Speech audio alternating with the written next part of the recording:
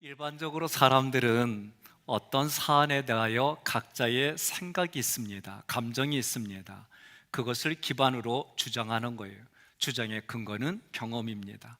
경험을 근거로 기준을 말하고 그 사안에 대하여 연구하고 분석해서 미래를 추정합니다. 이것보다 더 중요한 것은 그 사람의 내면입니다. 의도입니다. 교회 안에서도 마찬가지입니다. 고린도전서 14장 40절에 모든 것을 품위 있게 하고 질서 안에서 하라고 사도 바울이 가르쳐 주었습니다. 이 구절이 있기 전에 그 고린도 교회에서는 무슨 어떤 사연들이 있었을까? 고린도 교회에서는 방언으로 분쟁이 생겼습니다. 방언하는 이들이 자신들의 영적인 은사를 더 높이고 자기를 높이려는 의도 때문에 분쟁이 생겼습니다. 사도 바울은 영적인 선물을 사모하되 특별히 예언을 하라고 권면했어요. 왜냐하면 개인의 방언은 다른 사람이 알아들을 수 없어요. 하나님께만 말하는 거예요. 그래서 그 모습을 보고 개인의 덕을 세운다라고 했어요. 예언은 하나님의 의도대로 알아듣게 얘기를 합니다. 말을 전해줍니다. 덕을 세웁니다. 격려하며 위로해줍니다. 그래서 사도 바울은 방언을 통역하여 교회의 덕을 세우지 않으면 방언하는 사람보다 예언하는 사람이 더 낫다라고 했어요. 그래서 고린도전서 14장 40절에 모든 것을 품위 있게 하고 질서 있게 하라고 한 거예요. 품위 있게 하라고 하는 얘기는 우리가 알아듣기 쉽게 하면 주변하고 어울리도록 하라는 거예요. 함께. 그리고 그것이 하나님이 주신 질서 안에서 하라는 거예요. 오늘 본문도 어떤 율법이 크냐, 어떤 율법이 중요하냐고 묻는 질문에 하나님의 사랑으로부터 출발해서 내 삶의 실제가 되는 예수님의 사랑으로 지금, 어제가 아니라 지금을 살아가라고 말씀하시는 거예요. 그러한 삶이, 그 삶에 주님의 생명의 기쁨이 가득합니다. 여러분들 또한 주님의 생명의 기쁨이 가득하시기를 권면하며 축복합니다. 34절에 예수께서 사두개인들로 대답할 수 없게 하셨다 함을 바리새인들이 듣고 모였는데, 이 모였는데 신하고는 두 가지 의미가 있어요. 나누어진 것을 하나로 결합하여 모은다는 뜻이 있고, 또 한 가지는 적대적인 의미로 교전한다라는 뜻이 있어요. 교전하는 그 핵심은 논쟁입니다. 바리새인들과 사두개인들은 군중의 힘을 이용합니다. 다수의 의논과 다수의 결의를 최고의 것으로 여겨서 자기 자신들이 강하다, 이렇게 지지받고 있다라는 걸 보여주려는 거예요. 이것이 인본주의입니다. 하나님의 질서를 깨트리는 음모입니다. 오늘날 사람들이 살아가는 삶, 정치, 문화, 경제 어떤 곳이든지 간에 둘 이상의 사람들이 모인 곳에는 이런 일들이 늘 있습니다. 문제는 많은 대다수의 다수의 힘이 어디를 향하여 가느냐, 다수의 힘이 그 내면의 의도가 어디를 향하여 가느냐, 이게 중요한 거예요. 그래서 다수의 힘이 하나님이 주신 방향으로 가면 그게 전도가 되고 선교가 되고 다른 사람들에게 선한 영향력이 됩니다. 그러나 이것이 마귀에게로 향하게 되면 이간질이 되고 나눠지고 쇠퇴하게 되는 거예요. 여러분들은 믿음의 사람들입니다. 우리는 하나님을 아버지로 고백하고 예수를 그리스도로 믿는 믿음의 사람들입니다. 믿음의 사람들은 그 믿음의 반석 위에 흔들리지 않습니다. 흔들리더라도 방향을 잃어버리지 않는 거예요. 바리새인들과 사두개인들이 예수 그리스도를 음해하려고 하나가 되어 모였습니다. 모인 이유는 하나입니다. 예수님을 올무에 빠뜨리려고 하는 거예요. 그러나 사두개인들이 예수님을 올무에 빠뜨리려고 했지만 오히려 말문이 막혔습니다. 이 소식을 들은 바리새파 사람들이 사두개인들과 함께 모였어요. 두 사람의 그룹, 그리고 각자의 생각은 전혀 달라요. 상반됐어요. 그럼에도 함께 모일 수 없음에도 불구하고 그들이 함께 모였습니다. 이유는 예수가 공동의 적으로 존재하기 때문인 거예요. 다시 말하면 자기들의 눈에 그렇게 보았다라는 거예요. 이들의 눈에는 사람들이 예수를 메시아로 선포합니다. 추종합니다. 일어나지도 않았지만 미리 짐작하기를 로마에 봉기할 가능성이 커 보인 거예요. 일어나지 않았지만 그렇게 상상하며 보았던 거예요. 이런 일이 일어나면 어떻게 될까? 자기들에게 책임이 돌려지고 그 결과 자신들의 지위, 권위, 명예와 생계수단까지도 한 번에 잃어버릴 것 같은 두려움 때문에 예수님을 제거하려고 하는 거예요. 예수님은 그런 그들에게도 여전히 복음을 선포합니다. 바리새인들과 사두개인들이 예수님을 궁지로 몰려고 했습니다. 3차례 시도했습니다. 다 수포로 돌아갔습니다. 다시 오늘 본문에서 계획을 짭니다. 이제는 집단으로 덤비지 않고 율법에 정통한 한 사람을 선정합니다. 35절 함께 봉독합니다. 그 중에 한 율법사가 예수를 시험하여 묻되, 예수님께 질문을 던지는 율법사는 율법을 해석하는 권위자입니다. 율법의 전문가입니다. 그러한 지식인이 예수님을 시험합니다. 시험하다 페이라조는 어떤 일을 할 수 있는지 시험합니다. 어떤 일을 가능하게 하는지 실험하는 것을 말해요. 이 단어는 긍정과 부정으로 쓰였습니다. 마가복음에도 율법사가 아니라 서기관의 이름으로 똑같은 내용이 나와요. 오늘 마태복음에서는 부정적인 의미로 사용됐습니다. 그러나 마가복음에서는 긍정적인 의미로 문맥이 흘러가요. 무슨 얘기입니까? 똑같은 하나님과 함께하는 사실인데 이 사실을 어떤 의도로 접근하느냐에 따라 해석은 하늘과 땅 차이인 거예요. 35절에 그 중에 율법사가 예수를 시험하여 묻는데 그 내용이 뭐냐? 36절에 선생님, 율법 중에서 어느 계명이 큽니까? 율법사가 예수님을 구원자로 부르는 것이 아니라 선생님이라고 부릅니다. 이 단어는 주로 하나님의 백성이 어떻게 살아야 하는지 구체적으로 법으로 가르쳐주는 유대교 교사들을 그들을 가리키는 단어로 예수님을 불렀어요. 유대인들은 율법을 613개로 나누었어요. 여러분들은 마음에 내가 가지고 있는 가치가 얼마나 많이 있습니까? 저도 운전을 하다 보면 마땅히 이래야 돼 이런 생각이 있어요. 그런데 내가 범법을 할 때는 마땅히 이래야 돼, 한쪽 눈 감아줘 있어 이래요. 응? 내가 할 때는 그래요. 다른 사람이 볼 때는 똑같은 거예요. 613개로 나누어서 그 중에 지켜야 될 명령 계명은 248개예요. 하지 마라 금지의 계명은 365개예요. 유대인들은 613개 모든 율법을 다 지킬 수 있다? 아니다. 그렇게 알고 있었어요. 다 지킬 수 없다는 걸 알았어요. 그래서 율법 중에서 중요한 것을 판단하여 반드시 지키게 했어요. 그런데 그 기준이 서로가 달라요. 절대적으로 지켜야 하는 계명은 무엇입니까? 어떤 계명이 더 중요합니까? 계명 중에서 가장 큰 계명을 지키면 다른 계명은 지키지 않아도 됩니까? 못 지킨 것은 용서를 받을 수 있습니까? 이런 질문들이 실제로 오고 받았습니다. 이처럼 하나님의 법에 대해서 어떤 것은 중요하고 어떤 것은 그렇지 않다, 이런 생각을 하는 사람들에게 성경은 2가지를 분명하게 말합니다. 첫째, 야고보서 2장 10절 함께 봉독합니다. 누구든지 율법을 다 지키다가도 그 중에 하나를 어기면 율법 전부를 범한 것이 됩니다. 아멘. 아멘. 옆에 분에게 여쭤보세요. 내 얼굴 중에 어디가 가장 예뻐? 하고 물어보세요. 그러면 콕 찍어서 코가 이뻐 그러면요 대놓고 얘기해서요, 이런 율법주의자 같으니라고. 그런데 전체가 이뻐 그러면 오늘 말씀에서는 이야 이렇게 나가야 되는데 이쁘지 않구나, 이렇게 생각하는 게 문제예요. 예? 똑같은 걸 말을 해도 그래요. 한동안 코미디 프로에서 여자가 말하는 거, 서로 연애하는 사람들이 여자가 말하는 걸 못 알아들어갖고 해석을 잘못해가지고 오해받는 일들이 많아요.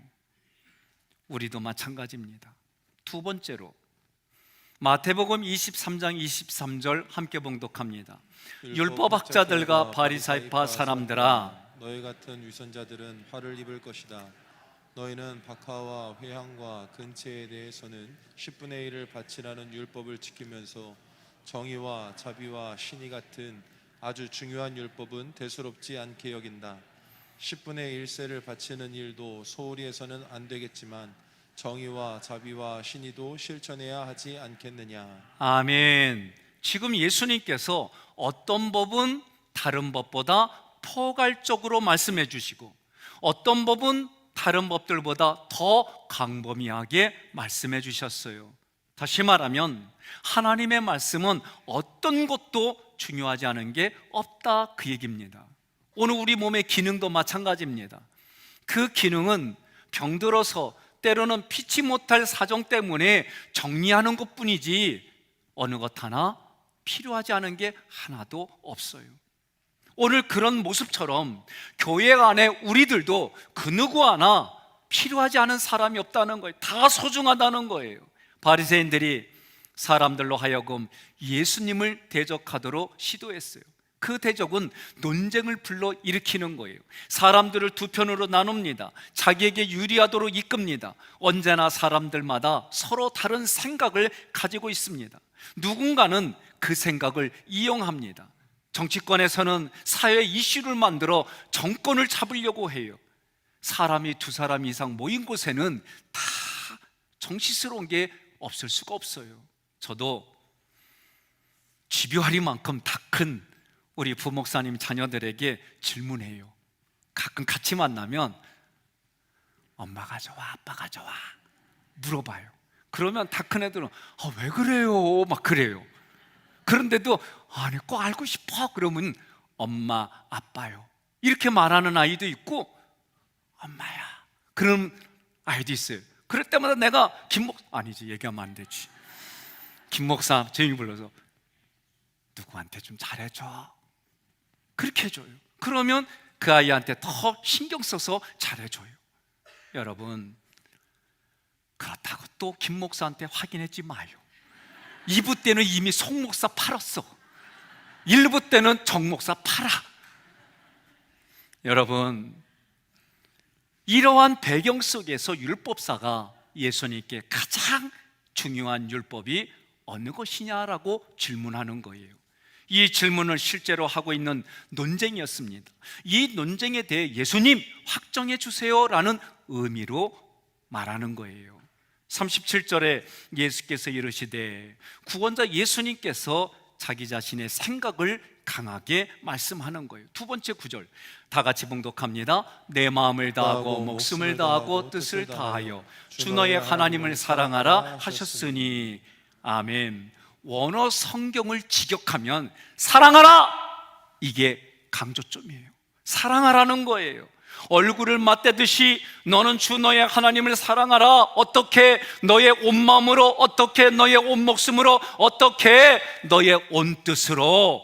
이 구절은 나의 전 존재 인격적으로 하나님을 사랑하라 그 말씀이에요.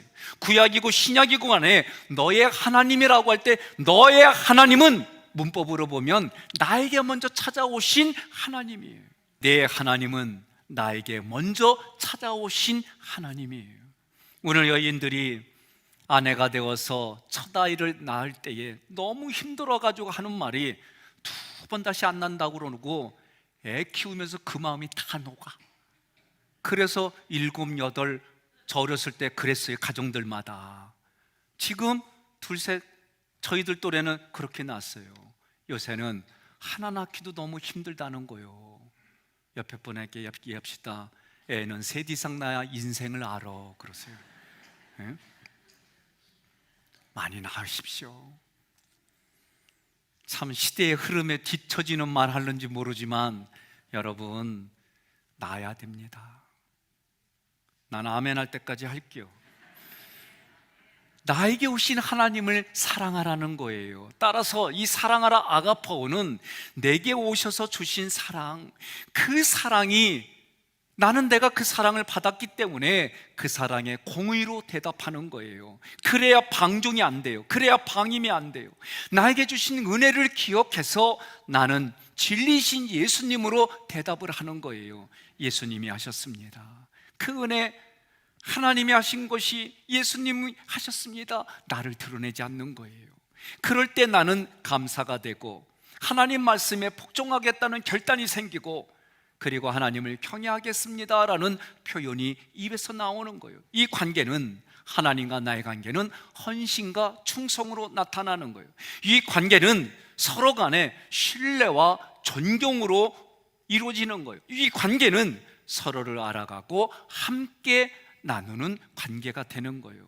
이것이 전인격의 관계입니다. 여러분, 저는 우리 부부가 갱년기를 겪어가면서 제가 생각한 겁니다. 어느 날 아내가 아침에 덥디야, 나는 추운디, 그래서 좀 아까 덥다 그러더니 좀 이따 또 춥디야. 하루에도 수십 번 이러는데 어떡한데요? 화가 나. 이해해 주는 것보다 내 반응은 화가 나. 하다 보니까 한계에 부딪히니까 호르몬이 바뀌는 거예요. 이게 1, 2년이 아니요, 수년간 끌어오다 보니까 깨달아지는 거예요. 아내가 나한테 해주는 게 당연했는데, 아내가 나한테 이렇게 해주던 게 당연했는데, 그 당연한 것이 얼마나 소중했는지, 당연하게 해줬던 그 일들을 겪어가며 소중하게 느껴지는 거예요. 누군가로부터 도움을 받다 보면 처음에는 고맙고 감사한데 시간이 지나면 당연하고 그게 권리로 바뀌어가는 우리들의 인생 사이에, 그것을 통해 다시 한번 뒤돌아보는 거예요. 오늘 여러분들 중에 그런 일이 있거든, 이미 지났어도 오늘 뒤를 이렇게 하고 얼굴에는 자기 배우자 아내를 사랑하고 존경하는 마음을 가득 담고, 그리고 뒤에서 꽃다발을 주며 그동안 고생했어요. 갱년기는 여성으로 보면은 여성의 역할이 끝났다, 그 얘기요.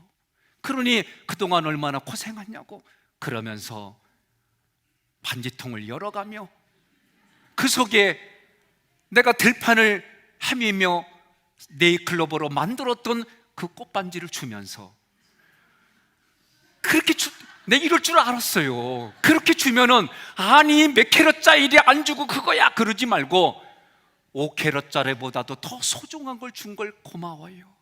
당신이 이걸 만들려고 발버둥 치며 왔던 그것이 내게는 너무나도 5캐럿도 중요하지만, 말이 중요해, 5캐럿도 중요하지만 이게 더 감사해요. 그러면 다음번에 미안해서 5캐럿 사준다? 이게 우리 사람 마음이에요. 사실을 사실대로 봐야 될 때가 있지만 그 사실에 하나님이 주시는 은혜를 담아, 마음의 진정성을 담아, 가치를 담아 이야기하면 그것이 천국인 줄 믿습니다. 그러니 여러분들이 그 관계들을 생각하며, 그래요, 여자들만 갱년기 겪는 게 아니에요. 남자들도 갱년기 겪고, 그러니 저 남자가 어제까지 이랬는데 요새 왜 저래? 다 갱년기야. 그럴 때는 또 이미 갱년기가 끝난 여인이 남자를 위해서 배려해 주는 거예요. 그러니 우리는 이미 사춘기를 겪었어요. 그러니 내게 익숙한 그 아이가 사춘기를 겪어가며 그동안 나에게 순종해진 아이가 얼마나 고마워요. 이제 그 아이하고 다시 그런 관계로 만들어 가려면 나에게 순종했던 아이를 위해서 부모가 더 크게 사랑을 가지고 그 마음 품어가며 가야만 그 아이가 사춘기 끝났을 때에 어머니의, 아버지의 그 마음이 가슴에 녹아지는 거예요. 이런 일들이 부부에게도 수십 년 살아왔는데 갱년기를 통해 또 한 번 서로 간에 힘을 주는 그런 기간인 줄로 믿으시기를 바랍니다. 그러니 하나님과의 이런 인격 관계가 내 눈에 보이라고, 우리는 서로 간의 의사소통을 통해 이런 인간의 관계들이 더 깊어지는 거예요. 우리는 하나님께 말씀을 드릴 뿐만 아니라 우리는 기도와 말씀과 성령의 임재하심으로 하시는 말씀이 내게 들려지고 나를 오랫동안 참아주신 하나님 앞에 말씀의 깊이가 깨달아지며 이제는 내가 하나님의 마음을 어루만지겠습니다. 이제는 내가 하나님을 어르신으로 순종하고 대접하겠습니다. 그렇게 살아가는 거예요. 따라서 구약에서의 하나님, 그 하나님이 자기의 백성들과 약정을 맺고 애굽에서 구원하셔서 약속의 땅으로 이끌어 갈 때 반역하고 또 반역해도 하나님이 그들을 약속의 땅으로 이끌어 가신 것처럼 신약의 하나님, 지금 여러분과 제가 믿는 하나님도 그렇게 나와 우리를 이끌어 가 주심을 믿으시기를 바랍니다. 38절에 이것이 크고 첫째 되는 계명이요, 이 구절은 하나님을 사랑하는 것이 지금 당장 위대하고 최고의 명령이다. 여러분, 사람 마음도 똑같아요. 과거가 아니에요. 지금이에요.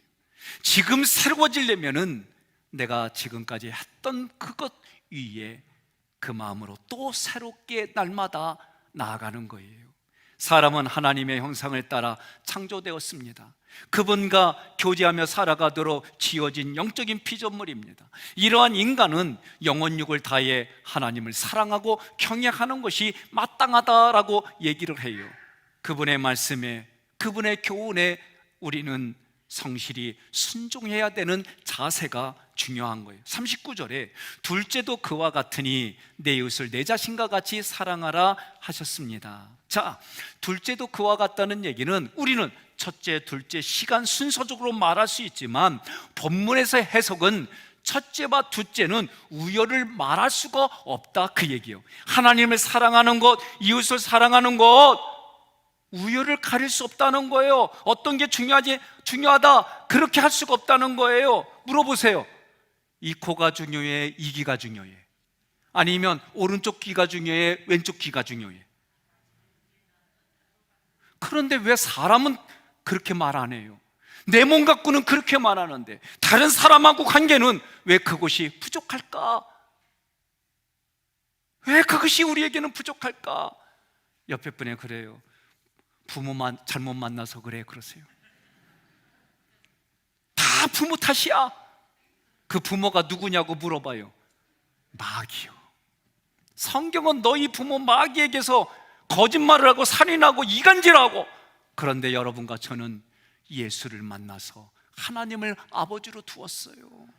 그러니 우리는 이제는 하나님 아버지로부터 신령한 것들이 내게 채워져서 나가는 거예요.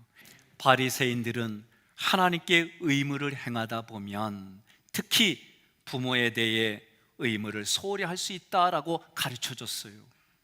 예수님 말씀하고 너무 달라요. 예를 들어 마가복음 7장 11절 함께 봉독합니다.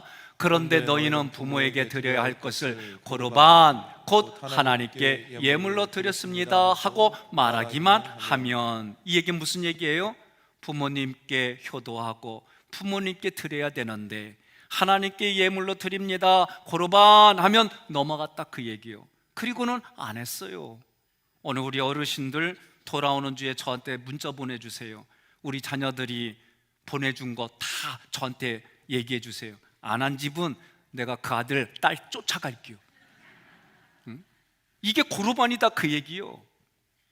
여러분, 하깃교인이라고 한다면은 의무적으로 어버이 주일입니다 생기면 평상 기도했지만 더 그날은 마음을 다해서 부모님 찾아뵙고 인사드리고 그렇게 하세요. 난 아멘까지 또 할게요. 우스운 거 아니에요. 그러니 사람들의 모습은 이러한 모습인데 예수님은 뭐라고 그래요? 하나님을 사랑하는 것이, 사람을 사랑하는 것이 어느 것이 중요한 게 아니라 같다라고 얘기하는 거예요. 어느 것 하나 소홀히 해서는 안 된다라고 가르쳐 주는 거예요. 생각해 보겠습니다. 하나님의 사랑은 매우 추상적입니다. 우리의 이성과 경험으로 이것을 깨닫는다는 것은 불가능합니다. 따라서 이 사랑을 깨닫게 해주시려고 예수님을 우리에게 보내주셨습니다. 예수님을 보내주셔서 예수님이 십자가에 달려 돌아가셨어요. 죄가 없는 분이 나의 죄를 대신해서 십자가에서 돌아가셨어요. 이것이 깨달아지는 거예요. 여러분, 어린애들이 용돈 받아 하지요. 그런데 가르쳐줘야 됩니다.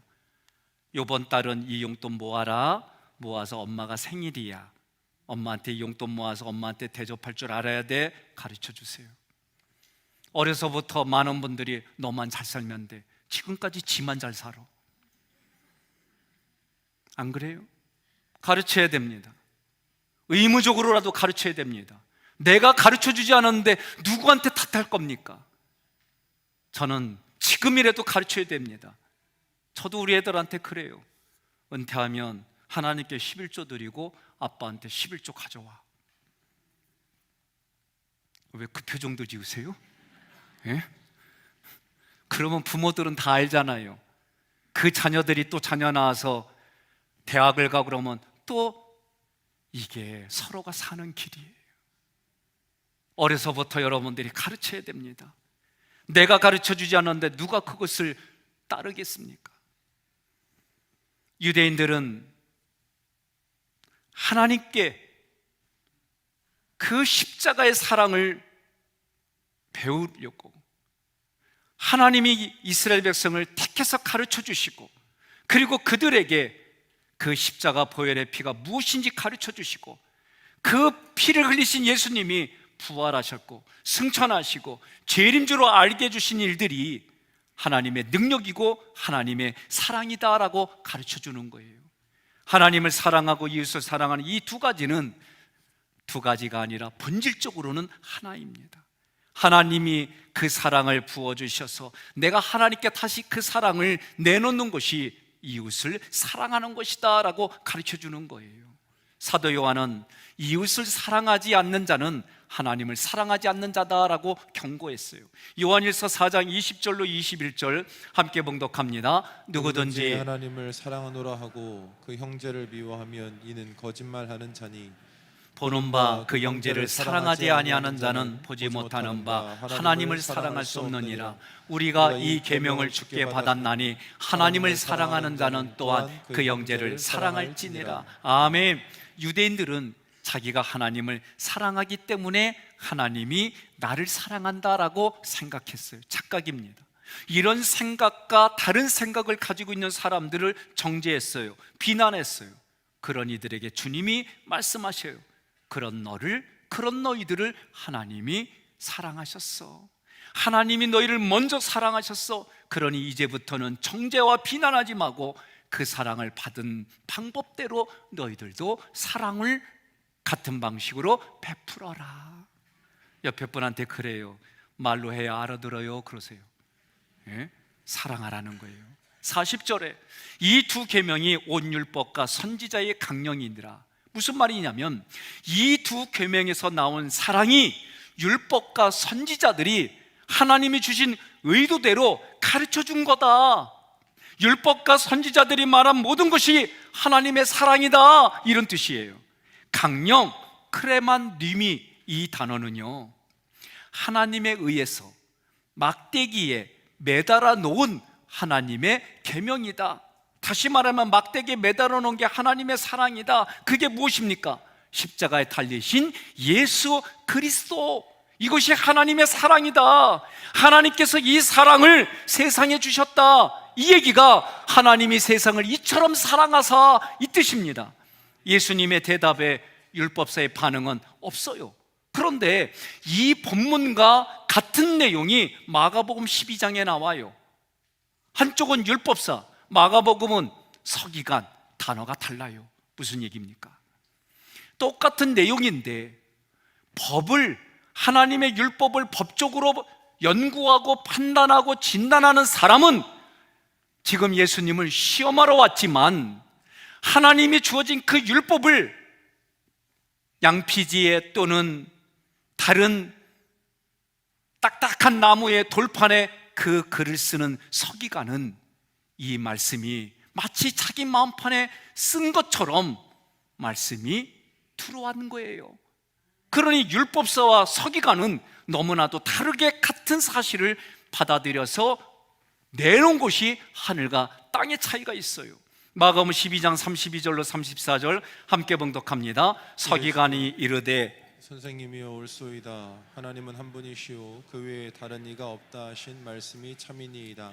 또 마음을 다하고 지혜를 다하고 힘을 다하여 하나님을 사랑하는 것과 또 이웃을 자기 자신과 같이 사랑하는 것이 전체로 드리는 모든 번제물과 기타 제물보다 나으니이다. 예수께서 그가 지혜 있게 대답함을 보시고 이르시되 내가 하나님의 나라에 멀지 않도다 하시니 그에 감히 묻는 자가 없더라. 아멘. 이 말씀은 어떤 겁니까? 지금 서기관은 하나님의 말씀을 그대로 쓰다 보니까 그 말씀이 자기 마음판에 쓰여져 있어요. 둘 다 똑같이 그 말씀을 내놓았지만 율법사는 시험하러 왔기 때문에 예수님의 말씀이 옳지만 오히려 더 다르게 나갔고, 서기관은 예수님의 말씀이 자기에게 옳다라고 말했을 뿐만 아니라 옳다 이 얘기는 감탄하며 훌륭한 말씀입니다 이 얘기예요. 앞뒤좌우로 인사하면서 이렇게 말하겠습니다. 당신이 뭔 말을 하든 옳습니다, 감탄스럽습니다, 훌륭합니다. 그렇게 인사해 보겠습니다. 지혜 있게 대답할 때에 이 소리를 들었어요. 지혜 있게 눈에 코스는 무슨 말이냐면 내가 소유하고 있는 성경 지식을 통해 말했다 그 얘기예요. 그러니 이 서기관은 자기가 가지고 있는 하나님의 말씀의 의도대로 이 말씀이 나왔어요. 그랬더니 예수님이 뭐라고 그래요? 내가 하나님의 나라에 멀지 않다라고 말했어요. 이 구절이 어떤 뜻일까? 저는 이렇게 해석이 되는 거예요. 이제 며칠 후면 예수님이 십자가에 죽으십니다. 예수님이 죽으실 때에 네가 알고 있는 성경의 지식대로 예수가 정말로 하나님의 아들이요 살아계신 하나님의 아들입니다, 내게 그리스도입니다, 이 고백이 너에게 이루어질 것이다. 그래서 너는 하나님의 나라에 있게 될 것이다 라고 예수님이 말씀하는 거예요. 오늘 여러분과 저에게 중요한 얘기입니다. 어떤 사건들마다 하나님의 관점으로 선포하고 그 관점으로 볼 때에 생명도 살아나고 나도 살아나고 우리도 살아나는 놀라운 일들이 함께 이루어짐을 믿으시기를 바랍니다. 그런 일을 위해 역할을 감당하는 우리 모두가 되기를 주님의 이름으로 권면합니다. 하나님께서 구약의 백성들에게 주신 율법도 결국은 내 마음속에 하나님의 사랑이 채워져서 그 사랑으로 이웃들에게 나가는 것이 구약의 율법의 의도였고, 이것을 하지 못하는 우리들에게 하고 또 넘어지고 하고도 또 넘어지고 넘어져도 또 일으켜 세워주시는 하나님의 사랑이 예수 그리스도의 사랑으로 우리에게 보여주는 거예요. 그래서 이스라엘 백성들에게 장자권을 주셨던 이유는 하나님의 장자로 너희의 이웃 민족들이 너희 동생이다, 하나님의 그 사랑으로 돌봐주어라. 따라하겠습니다. 내가 하나님의 장자입니다. 내가 하나님의 제사장입니다. 이 구호가 내 삶에 적용되려면 그 하나님의 사랑이 무엇인지 깨달아져서 내 마음 안에 부어지고, 그 사랑은 예수님의 십자가 보혈이고 그 보혈의 피가 내 마음 안에 부어지고 그 피가 다른 사람에게까지 흘러가는 현장, 그러려면 나를 부인해야 됩니다. 자기를 부인한다는 말은 나와 남을 비교하고 일의 능력으로 남을 평가하는 그런 모든 일들을 내려놓을 때에 그 사람 자체로 인정해 주는 거예요. 그 사람 자체로 봐주는 거예요. 그 사람 내면에 삼일체 하나님이 계시다고 믿는 거예요. 나는 싫어하지만 저 사람을 위해서도 예수님이 피를 흘리셨다는 그거 하나만으로도 내가 미워하는 그 모든 것들을 내려놓는 거예요. 이것이 자기를 부인하고 예수님을 따라가는 길입니다. 예수님이 가신 길은 그 자체가 천국입니다. 나에게 먼저 사랑으로 찾아오셔서 나와 함께 하시려고 성막을 주시고 내 몸을 성전이라고 불러주시는 그 하나님의 사랑, 주님의 사랑, 나와 함께 주시는 성령님의 사랑을 여러분 연합해서 그리고 천국의 삶을 함께 누립시다. 재림하시는 주님을 기대하며 믿음으로 세상을 이깁시다. 이러한 삶이 가장 큰 계명이다라고 말씀해 주십니다. 가장 큰 계명으로 남은 인생 살아가시는 우리 모두가 되기를 주님의 이름으로 권면하며 축복합니다.